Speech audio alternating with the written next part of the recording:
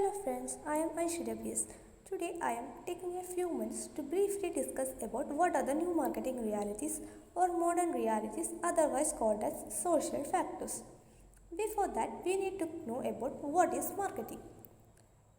Marketing is a process of converting prospective buyers into actual customers. ഭാവിയിൽ നമ്മുടെ customers ആയേക്കാവുന്നവരെ ഇപ്പോൾ തന്നെ നമ്മുടെ കസ്റ്റമേഴ്സ് ആക്കി കൺവേർട്ട് ചെയ്യുന്ന പ്രോസസ്സിനെയാണ് മാർക്കറ്റിംഗ് എന്ന് പറയുന്നത്. We all know that we are living in a digital era or at an information age. Our marketplace is dramatically changing. The current market and the market before 25 years ago are entirely different. According to the changes, the market need to be updated and to create new opportunities, behavior, challenges for the market and its people. There are certain social factors that transform the marketing management significantly. നമ്മളിപ്പോൾ ജീവിച്ചുകൊണ്ടിരിക്കുന്നത് ഒരു digitalised യുഗത്തിലാണല്ലോ. നമ്മുടെ ചുറ്റുപാടുകളെല്ലാം മാറിക്കൊണ്ടിരിക്കുകയുമാണ്.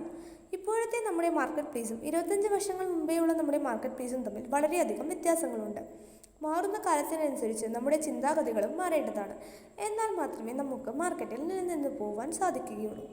ഈ മാറ്റത്തിന് കാരണമായ ചില പ്രധാനപ്പെട്ട ഘടകങ്ങളാണ് new marketing realities എന്ന് പറയുന്നത്. ഇന്ന് ഞാനിവിടെ ഇവയെക്കുറിച്ച് വളരെ ലളിതമായി പറയുവാൻ ആഗ്രഹിക്കുന്നു. അതിനു മുമ്പ് ന്യൂ മാർക്കറ്റിംഗ് റിയാലിറ്റീസ് എന്തൊക്കെയാണെന്ന് നോക്കാം. First one, network information technology. Next, globalization, deregulation, privatization, heightened competition, industry convergence, retail transformation, disintermediation, consumer buying power, consumer information, consumer participation, and consumer resistance. Now we can check each of these social factors or new marketing realities or modern realities one by one. First one, network information technology. We are at an information age. The development of technology leads to more accurate level of production and most relevant pricing and at a lesser cost. നമ്മളിപ്പോൾ ജീവിച്ചുകൊണ്ടിരിക്കുന്നത് information ഇറയിലാണല്ലോ. ടെക്നോളജിയുടെ പുരോഗമനം മൂലം തന്നെ business സ്ഥാപനത്തിന് അതിൻ്റെ production output വളരെ കൃത്യമായി പ്രവചിക്കുവാൻ സാധിക്കുന്നു. ഇതുമൂലം തന്നെ റെലവൻ്റ് ആയിട്ടുള്ള പ്രൈസിംഗ് നടത്തുവാനും ചിലവ് കുറയ്ക്കുവാനും സാധിക്കുന്നു. ഇൻഫർമേഷൻ ടെക്നോളജിയുടെ വളർച്ച മൂലം തന്നെ വെയർഹൗസസിൻ്റെ ആവശ്യകത കുറഞ്ഞു വരികയും ചെയ്യുകയാണ്. Globalisation. Globalization means the process of integration and interaction among companies, people and government of different countries. Due to globalization, world is like a village. Anyone can get anything from anywhere in the world. Different കൺട്രീസിലെ പീപ്പിൾസും ഗവൺമെൻറ്റും കമ്പനിയും തമ്മിലുള്ള ഇൻറ്റഗ്രേഷനെയും ഇൻറ്ററാക്ഷനെയുമാണ് globalisation എന്ന് പറയുന്നത്. Globalisation മൂലം world ഒരു global village ആയിട്ട് കൺവേർട്ട് ആയിരിക്കുകയാണ്. ഇതുമൂലം തന്നെ ലോകത്തിലെ ഏത് കോണിൽ നിന്നും നമുക്ക് ആവശ്യമായ സാധനം നമ്മളുള്ള സ്ഥലത്തേക്ക് എത്തിക്കുവാൻ സാധിക്കുന്നു. Deregulation. Regulation means have so much procedures. Deregulation means relaxation to these procedures. And due to deregulation, it increased trade, create greater competition and growth opportunities. Regulation എന്ന് പറയുന്നത് കുറേ പ്രൊസീജിയേഴ്സുകൾ നിറഞ്ഞതിനെയാണല്ലോ. അപ്പോൾ ഡീറെഗുലേഷൻ എന്നാൽ ഈ പ്രൊസീജിയേഴ്സിനുള്ള റിലാക്സേഷനാണ്. ഡീറെഗുലേഷൻ മൂലം ട്രേഡ് കൂട്ടുവാനും കോമ്പറ്റീഷൻ വർദ്ധിപ്പിക്കുവാനും ഗ്രോത്ത് ഓപ്പർച്യൂണിറ്റീസ് ക്രിയേറ്റ് ചെയ്യുവാനും സാധിക്കും. Privatization. Privatization means giving the public ownership to private ownership and management to enhance the efficiency and capability. Public ഓണർഷിപ്പിനെ പ്രൈവറ്റ് ഓണർഷിപ്പാക്കി കൺവേർട്ട് ചെയ്യുന്ന പ്രോസസ്സിനെയാണ് പ്രൈവറ്റൈസേഷൻ എന്ന് പറയുന്നത്. ഇതുമൂലം തന്നെ മാനേജ്മെൻറ്റിൻ്റെ എഫിഷ്യൻസി കൂട്ടുവാനും ക്യാപ്പബിലിറ്റി വർദ്ധിപ്പിക്കുവാനും സാധിക്കുന്നു. Heightened competition. Due to arrival of new brands, this leads to generate greater competition and this will reduce the profit margin and increase the cost of production. Only strong brand can become mega brands. മാർക്കറ്റിലേക്ക് പുതിയ ബ്രാൻഡുകളുടെ കടന്നുവരവ് മൂലം മാർക്കറ്റിൽ വളരെ വലിയ competition സൃഷ്ടിച്ചിരിക്കുകയാണ്. ഇതുമൂലം തന്നെ കോസ്റ്റ് ഓഫ് പ്രൊഡക്ഷൻ കൂടുകയും പ്രോഫിറ്റ് കുറയുകയും ചെയ്യുന്നു. Industry convergence. The intersection of two or more industries to achieve more synergy. The interaction between companies and blurring of the boundaries. ഒന്നോ അതിലധികമോ ഇൻഡസ്ട്രികൾ കൂടി ചേർന്ന് പ്രവർത്തിക്കുന്നതിനെയാണ് ഇൻഡസ്ട്രി കൺവേർജൻസ് എന്ന് പറയുന്നത്. ഇതുമൂലം തന്നെ ഇൻഡസ്ട്രികൾ തമ്മിലുള്ള ഗ്യാപ്പ് കുറയുകയും ഇൻ്ററാക്ഷനിലൂടെ കൂടുതൽ നേട്ടങ്ങൾ ഇൻഡസ്ട്രികൾക്ക് കൈവരിക്കുവാൻ സാധിക്കുകയും ചെയ്യുന്നു. Retail transformation. These small retail stores facing competition from catalog houses, e-commerce firms due to the development of technology. Retailer stores need to be developed to attract customers. For this, retailers are building entertainment into store with coffee bars, demonstration, etc. Retailers creating experience rather than product assortment. നമ്മുടെ ടെക്നോളജിയുള്ള വളർച്ച മൂലം retailer സ്റ്റോഴ്സിന് വളരെ വലിയ competition നൽകിക്കൊണ്ടിരിക്കുകയാണ് catalogue ഹൗസസും e-commerce ഫോംസുമെല്ലാം. ഈ advancement അനുസരിച്ച് retailers അവരുടെ കസ്റ്റമേഴ്സിനെ നിലനിർത്തുന്നതിനായി ഷോപ്പുകളിൽ coffee ഷോപ്പുകളും ഡെമോൺസ്ട്രേഷനും ഒക്കെ ഉൾപ്പെടുത്തിയിരിക്കുന്നു.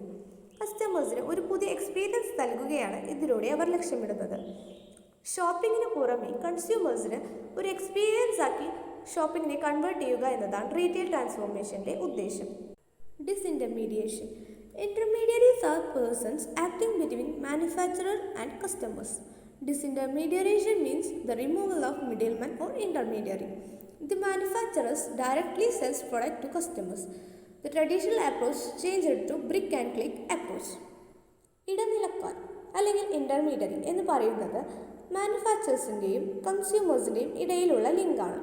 ഈ ഇടനിലക്കാരെ ഒഴിവാക്കി ഇൻ്റർമീഡിയറ്റ്സിനെ ഒഴിവാക്കി മാനുഫാക്ചറേഴ്സ് തന്നെ കൺസ്യൂമേഴ്സിന് ഡയറക്റ്റായി പ്രൊഡക്റ്റ് എത്തിക്കുന്ന പ്രോസസ്സിനെയാണ് ഡിസിൻറ്റർമീഡിയേഷൻ എന്ന് പറയുന്നത്. Traditional approach brick and click അപ്രോച്ചായി മാറിയിരിക്കുകയാണ്. ഇതിന് ഉദാഹരണങ്ങളായി നമുക്ക് ആമസോൺ, ഫ്ലിപ്കാർട്ട്, യാഹൂ എന്നിവയെല്ലാം എടുക്കാം. Consumer buying power. Due to the development of information technology, the consumers are increased their buying power. 24/7 buying is taking place. From anywhere in the world, within the office or at home, through mobile phone, consumer can compare product, its price, its features, etc. ഈ സാങ്കേതിക വിദ്യയിലുള്ള പുരോഗമനം മൂലം തന്നെ കൺസ്യൂമേഴ്സിന് അവരുടെ buying power കൂട്ടിക്കൊണ്ടിരിക്കുകയാണ്. 24/7 buying ട്രെൻഡിലേക്ക് ഇപ്പോൾ consumer മാറിയിരിക്കുകയാണ്. എവിടെ നിന്ന് വേണമെങ്കിലും കൺസ്യൂമേഴ്സിന് ഒരു പ്രൊഡക്റ്റിനെ പറ്റിയുള്ള വിവരങ്ങൾ, അതായത് അതിൻ്റെ ഫീച്ചേഴ്സ്, പ്രൈസ് എല്ലാം അറിയുവാൻ സാധിക്കും. Consumer information. Consumer can collect information about anything from anywhere. Consumer can get information through social media like Facebook, Twitter, YouTube, Wikipedia, Google, and within magazine, newspapers, etc. ഈ ഐ.ടിയുടെ പുരോഗമനം മൂലം തന്നെ കൺസ്യൂമേഴ്സിന് ഒരു പ്രൊഡക്റ്റിനെ കുറിച്ചുള്ള വിവരങ്ങൾ വളരെ വേഗത്തിൽ തന്നെ ലഭിക്കുന്നു. സാമൂഹിക മാധ്യമങ്ങളായ ഫേസ്ബുക്ക്, ട്വിറ്റർ, ഗൂഗിൾ, യൂട്യൂബ് എന്നിവയെല്ലാം അതിന് കൺസ്യൂമേഴ്സിനെ സഹായിക്കുകയും ചെയ്യുന്നു. Consumer participation. In this era, consumers are king. They have amplified voice to influence the peer and public. Consumer get opportunity to make opinion and suggestions. ഇപ്പോഴത്തെ കാലഘട്ടത്തിൽ കൺസ്യൂമേഴ്സ് ആണ് Kings. അതുകൊണ്ട് തന്നെ മാർക്കറ്റിനെ ഇൻഫ്ലുവൻസ് ചെയ്യുന്നതിന് കൺസ്യൂമേഴ്സിന് വളരെ വലിയ സ്വാധീനം തന്നെയുണ്ട്. കൺസ്യൂമേഴ്സിന് അവരുടെ സജഷനും ഒപ്പീനിയൻസും എല്ലാം കമ്പനികളെ അറിയിക്കുവാനും സാധിക്കുന്നു. Consumer resistance. The consumers are very price sensitive and also quality sensitive too. Consumers avoid products which are over marketed and have less brand loyalty. Consumers വളരെ ക്വാളിറ്റി സെൻസിറ്റീവും പ്രൈസ് സെൻസിറ്റീവുമാണ്. അതുപോലെ തന്നെ മാർക്കറ്റിൽ ഓവർ മാർക്കറ്റ് ചെയ്യപ്പെടുന്ന പ്രോഡക്റ്റിനെ കൺസ്യൂമേഴ്സ് അവോയ്ഡ് ചെയ്യുകയും ചെയ്യുന്നു. Less brand loyalty ഉള്ളവയെയും consumers avoid ചെയ്യുന്നു. That is all about new marketing realities.